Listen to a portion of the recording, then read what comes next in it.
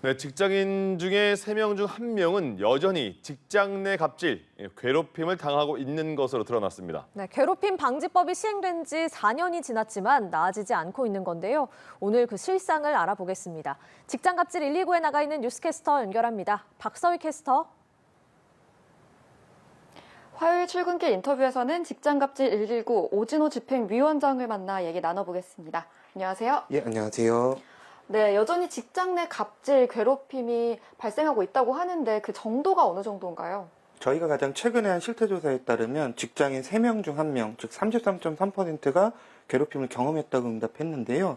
이것이 갖는 의미는 크게 두 가지입니다. 첫 번째는 법 실효성을 좀 높이기 위한 방안이 필요하다는 것인데, 저희가 같은 문항으로 4년째 설문조사하고 있는데 2년 정도까지는 괴롭힘 경험이 줄다가 최근 2년에는 정체되고 있거든요. 이것이 첫 번째이고, 두 번째로는 직장 내 괴롭힘이 피해자의 정신을 망가뜨리는 폭력이다라고 하는 점입니다.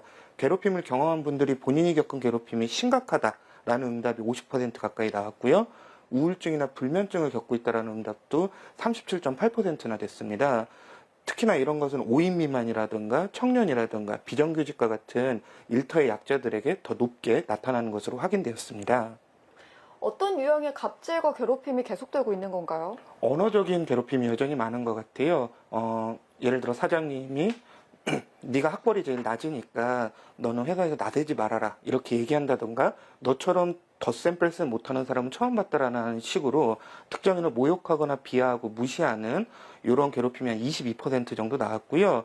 사장님이 문제를 내고서 못 맞추면 무릎 꿇고 있게 한다라던가, 혹은 업무와 무관한 개인적인 용무를 지시한다라고 하는 부당 지시도 한 20% 정도로 나왔습니다. 사실 듣기만 해도 굉장히 괴로울 것 같은데요. 이런 일들을 신고했을 때 오히려 불이익을 당한다고 하는데 그런 일이 왜 발생하는 거죠? 일종의 보복갑질이죠.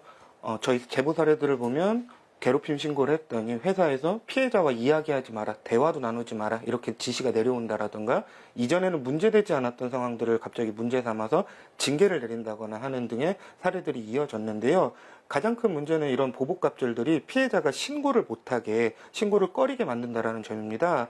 저희가 조사해 본 바에 따르면 회사의 괴롭힘을 신고했다라는 응답, 경험했을 때 신고했다는 응답이 5%밖에 나오지 않았는데, 직원들이 회사의 괴롭힘을 신고를 못하니까 아까 말씀드렸던 어떤 정신적인 고통들이 점점 더 심해져 가는 것이고, 괴롭힘 문제가 해결되지 않고 오히려 곱는 그러한 영향을 미치게 되는 것이죠.